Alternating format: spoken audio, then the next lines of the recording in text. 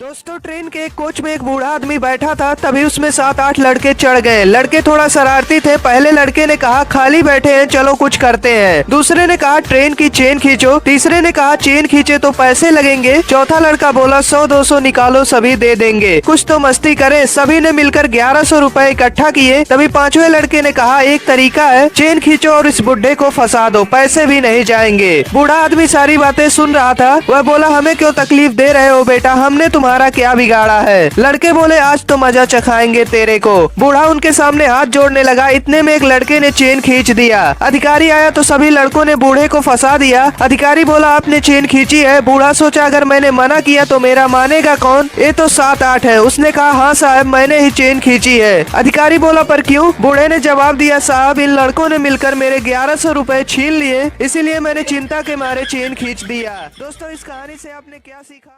दोस्तों एक सेठ अपने दोस्त के घर गया। दोस्त के घर खाना बहुत स्वादिष्ट बना था तो सेठ गले तक ठूस ठूस कर खा लिया। लेकिन जब वो अपने घर लौटा तो उसने देखा कि उसका नौकर खीर पका रहा था। अब सेठ को खीर की चिंता होने लगी। उसने सोचा मेरे पेट में तो जगह बची नहीं है, अब कहीं खीर नौकर ना खा ले। इसलिए सेठ ने एक प्लान बनाया। सेठ नौकर से बोला आज हम दोनों भूखे सोएंगे, सुबह हम में से वही व्यक्ति खीर खाएगा जिसने सबसे अच्छा सपना देखा होगा। नौकर और सेठ दोनों सो गए। सुबह उठकर सेठ ने नौकर से कहा मेरे सपने में एक आदमी आया था, उसने मुझसे कहा कि खीर पर बस तुम्हारा हक है, सुबह उठकर तुम सारी खीर खा लेना। यह सुनकर नौकर हंसने लगा। नौकर को हंसता देख सेठ बोला अरे तू हंस क्यों रहा है, इससे अच्छा सपना तेरे बाप को भी नहीं आ सकता। नौकर बोला मालिक मेरा सपना तो सुनो। मेरे सपने में आप डंडा लेकर आए थे और आपने मुझसे कहा जा खीर खा ले, नहीं तो सुबह खराब हो जाएगी। इसलिए मैंने तुरंत उठकर वह खीर खा ली और जो बची थी उसे कुत्ते को खिला दी।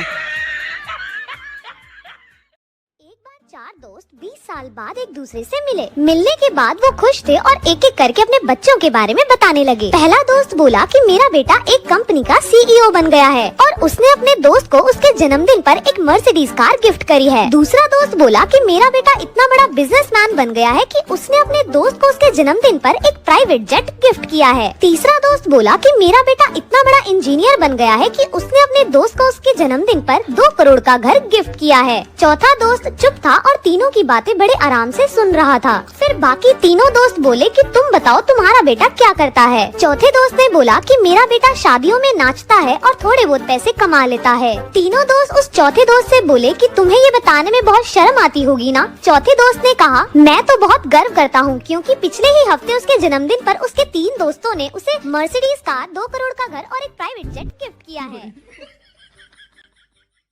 दोस्तों एक सेठ 5 रुपए की रोटी बेचता था। उसे रोटी की कीमत बढ़ानी थी लेकिन बिना राजा की अनुमति के कोई भी अपने दाम नहीं बढ़ा सकता था। एक दिन सेठ राजा के पास गया और बोला महाराज मुझे रोटी का दाम 10 रुपए करना है। राजा बोला तुम 10 नहीं 30 रुपए करो। सेठ बोला महाराज इससे तो हाहाकार मच जाएगा। राजा बोला तुम इसकी चिंता मत करो। अगले दिन सेठ ने रोटी का दाम बढ़ाकर 30 रुपए कर दिया। शहर में हाहाकार मच गया। सभी राजा के पास पहुँचे, बोले महाराज ये सेठ अत्याचार कर रहा, 5 की रोटी 30 में बेच रहा। राजा ने अपने सिपाहियों को कहा उस गुस्ताख सेठ को मेरे दरबार में पेश करो। सेठ जैसे ही दरबार में पहुंचा, राजा ने गुस्से में कहा तूने बिना मुझसे पूछे रोटी का दाम कैसे बढ़ा दिया। सेठ कुछ बोल पाता इससे पहले ही राजा ने सेठ को आदेश दिया तुम रोटी कल से आधे दाम में बेचोगे, नहीं तो तुम्हारा सर कलम कर दिया जाएगा। आदेश सुनते ही पूरी जनता जोर जोर से बोली महाराज की जय हो, महाराज की जय हो। दोस्तों फिर क्या था, अगले दिन से 5 की रोटी 15 में बिकने लगी है।